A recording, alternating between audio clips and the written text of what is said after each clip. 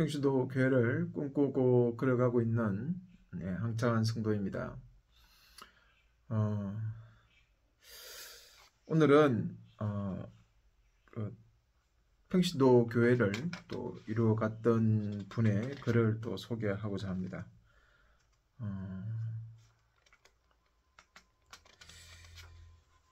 평신도 교회의 특징들을 이분이 이야기하면서 또 이런 이야기도 하고 있습니다. 교회 개척을 보다 적극적으로 할 수 있다, 이렇게 이야기했습니다. 그러면서 이렇게 이야기합니다. 초대교회 사람들은 핍박을 피해서 사방으로 퍼져나갔다. 그들은 예배당이 없어도 예배를 드리는데 아무런 장애를 느끼지 못했다. 자기 집이나 공원이나 해변 같은 데에 모여서 예배를 드릴 수 있었다. 그들에게 있어서 교회는 두세 사람이 모이면 개척이 되는 것이다. 지금처럼 건물들을 알아보고 사람들이 많이 올 만한 좋은 자리를 모색하기 위해 시간을 낭비할 필요도 없었다. 만일 우리가 초대교회 형제들과 같은 사랑을 가지고 있었더라면 훨씬 효과적으로 복음을 전할 수 있을 것이다. 예를 들어보자. 어떤 그리스도인이 교회가 전혀 없는 동네에 이사를 갔다고 하자. 그가 기성교회의 사고방식에 젖어있는 사람이라면 그는 동네에 교회가 없다는 이유로 더 이상 교회를 다닐 수 없다고 생각할 것이다. 스스로 교회를 개척한다는 것은 상상할 수도 없을 것이다.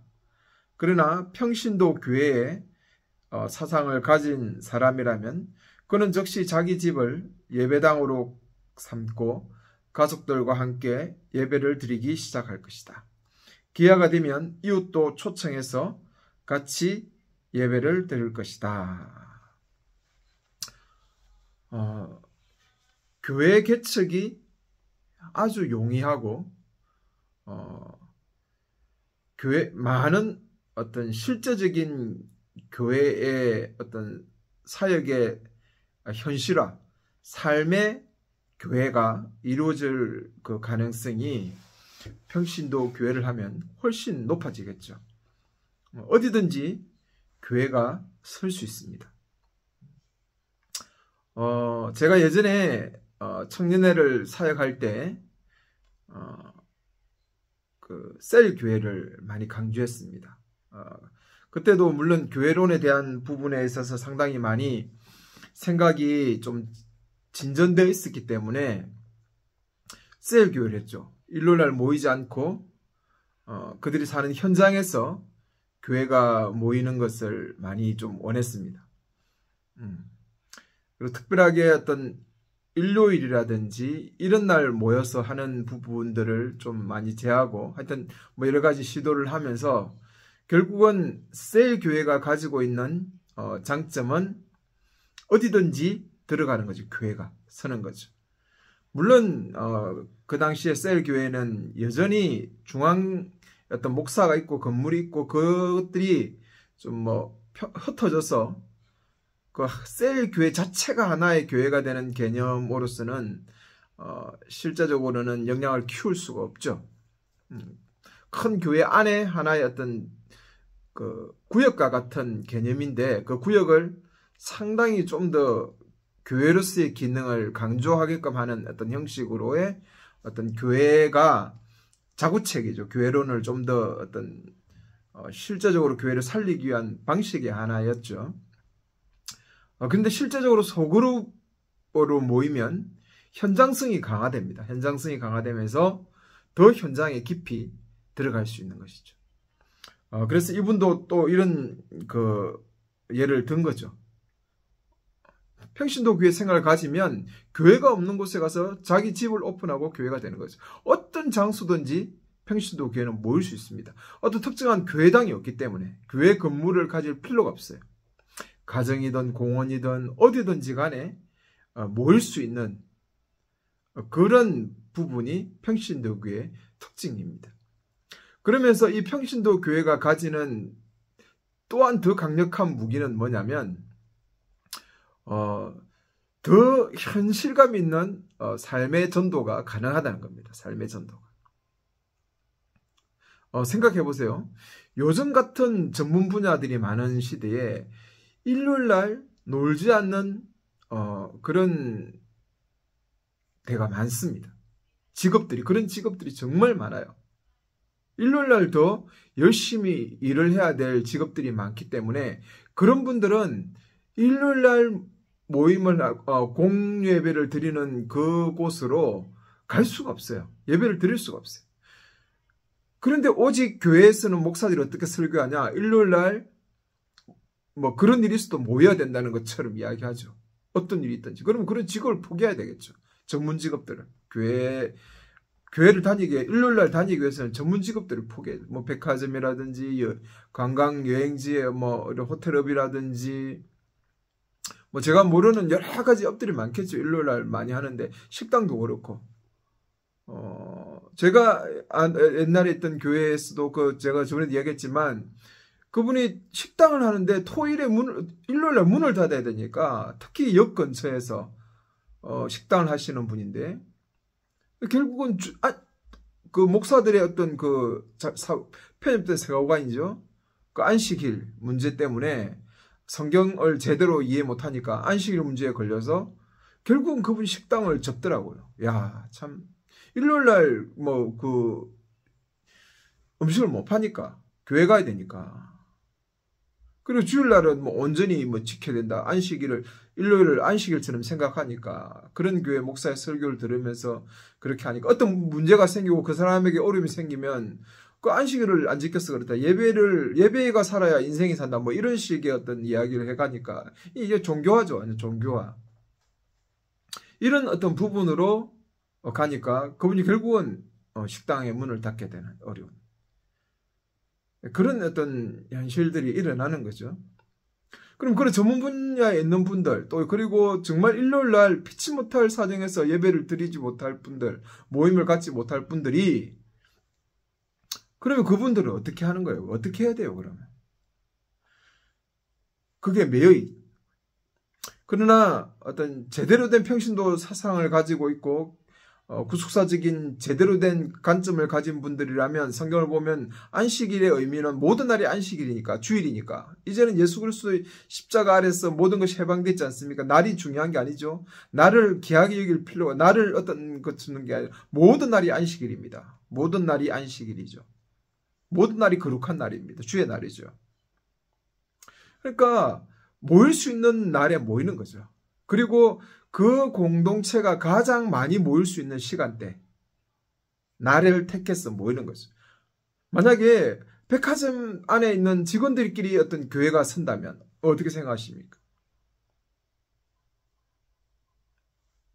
월요일 모일 수도 있고, 백화점이 쉬는 어떤 날에 모일 수도 있는 것이고, 다른 어떤 다 단체도 똑같죠.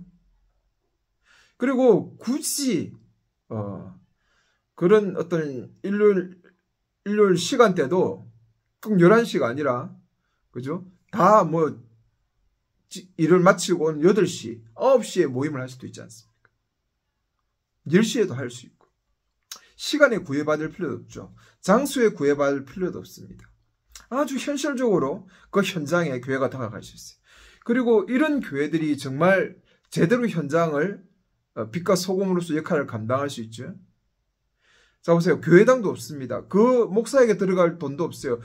교회의 모든 3분의 2가 교회 재정이 목회 사례비, 그리고 어떤 그 교회 운영을 위해서, 그 다음에 하여튼 무슨 연대 학생의 이런 어떤 조직을 위해서 쓰죠. 성가대 조직을 위해서 쓰죠.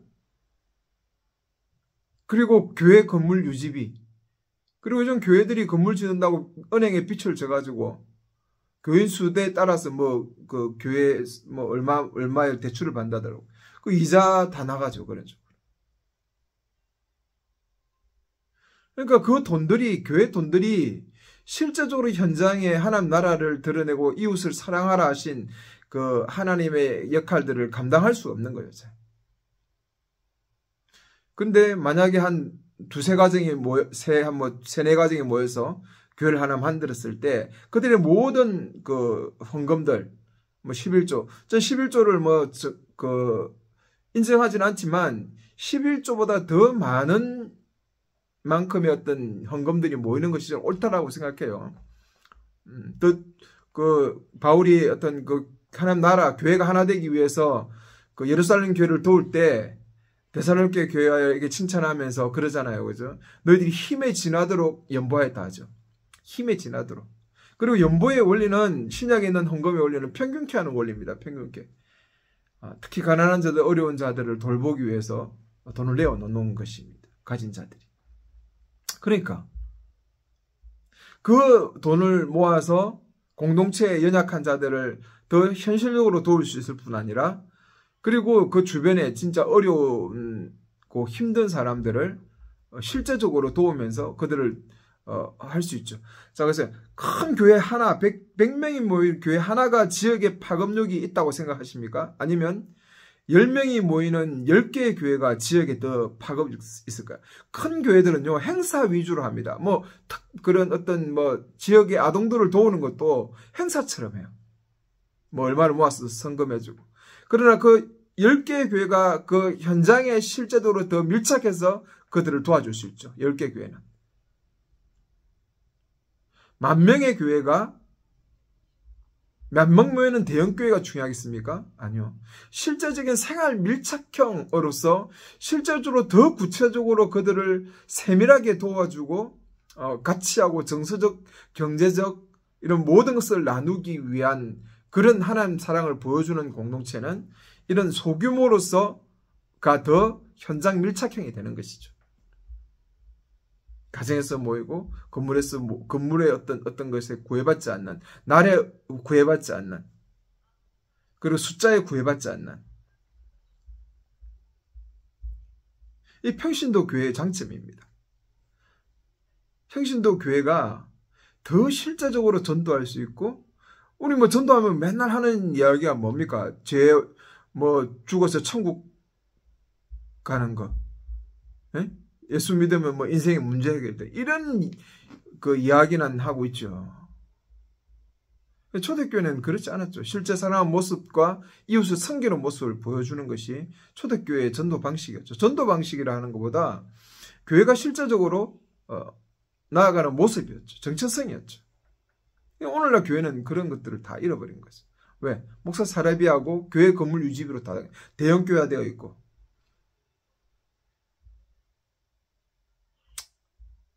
이런 부분으로 교회가 흘러가는 것은 옳지 않는 것입니다. 그게 다 교회가 권력화되어 버리는 그 병든 모습들을 보여줘요. 평신도 교회가 서면은 정말 삶의 밀착형적인 교회, 하나님 정말 꿈꾸셨던 삶의 현장과 삶의 삶과 교회가 떨어지지 않는, 종교화되지 않는 그런 하여튼 뭐랄까요, 정치인들이 이야기하고 어떤 도덕 선생이 이야기하고 있는 그 윤리와 삶의 윤리는 다르잖아요. 그죠? 실제적으로 살아보면 그렇죠. 그래서 누가 정치가를 말을 듣습니까? 요즘 목사 설교도 다 그냥 목사니까 그런 설교한다 생각하죠. 삶의 현장에서 교인들이 살아가는 삶은 정말 달라요. 이중적이죠, 사람들이. 그러니까 설교는 설교대로, 종교는 종교대로, 삶은 따로, 이런 어떤 형태들이 나타나는 현상은 교회 본질을 잃어버리니까 그래요. 만약에 제대로 된 그 삶의 밀착형 교회인 평신도 교회가 이루어져 간다면, 교회에 정말 작은 이런 교회들이, 여러 교회들이 생겨나서 살아간다면, 현장에서 정말 많은 부분들이 좀 교회가 현장성 있는 교회가 될 거고, 그 주변에 있는 어려운 사람들을 도울 수 있는 그런 교회가 돼요. 그 헌금들 다 그런 어떤 구제비로 다 나가는 거죠. 솔직히 말하면 교회 헌금은 거의 90% 이상이 구제비로 나가야 돼요. 구제비로. 제일 먼저는 공동체 안에 있는 사람들의 평균케 하는 부분을 위해서, 그 다음에 또 다른 부분은 이웃의 하나님 사랑을 보여주는 부분에 있어서 돈이 나가야 되죠. 근데 교회는 지금 거꾸로 10%가 거의 구제비, 90%가 교회 안에 쓰는 거죠. 그래서 뭐 큰 교회는 행사처럼 해서 뭐 엄청나게 다른 지역을 위해 섬기는 것처럼 보이지만 실제적으로 밀착형이 아니라 그건 하나의 프로그램이죠. 프로그램. 밀착형인 그런 시스템이 아니라는 거죠. 평신도 교회가 가지는 부분이 그렇다는 거죠. 이분도 그런 이야기를 해요. 우리나라에서 대부분 백화점은 주일에 영업을 한다. 따라서 백화점 직원들은 주일 예배를 드릴 수 없다. 그렇다면 백화점 직원들은 교회 다니기 위해서는 백화점을 그만두는 수밖에 없다. 그러나 그들의 현실은 그렇지 않다. 만일 우리가 백화점 직원들을 구원하기 위해서 더 적극적으로 백화점이 쉬는 월요일이나 화요일 날 모여서 예배를 드리는 교회를 개척하면 어떨까? 그죠? 이분도 이런 생각을 하시는 것이죠. 그죠?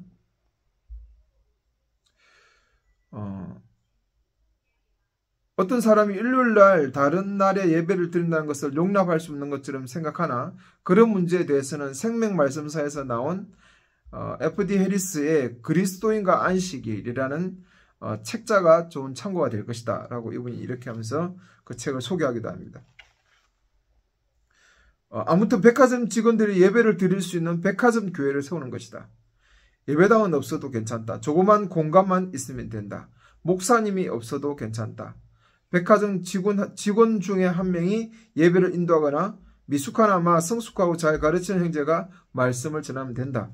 라고 하면서 평신도 교회의 어떤 이런 현장성, 이분은 이제 그런 어떤 모임에 대한 현장성만 이야기했지만 저는 어떤 좀 정서적이고 재정적인 실제적인 현장성 그리고 신앙의 현장성이 이 평신도 교회와 맞물려 있다라는 이런 좀 이야기를 드리고 싶어요. 그리고 평신도교의 기본 원칙에서 교파화되지 않는다라는 부분을 이분이 이야기합니다. 이 부분도 다음에 좀 다뤄보고 싶어요. 또 다른 부분도 있지만 다른 부분은 뭐 요즘 뭐 길게 하면 잘 안 보는 분들이 많다고 있어서 좀 짧게 영상은 이렇게 하고 또 다음에 한번 또 영상으로 다른 영상들로 계속 찾아뵙겠습니다. 다음에는 이제 창세기를 좀 같이 또 나누면서 또 만날 수 있기를 그렇게 좀 바라봅니다. 네, 감사합니다.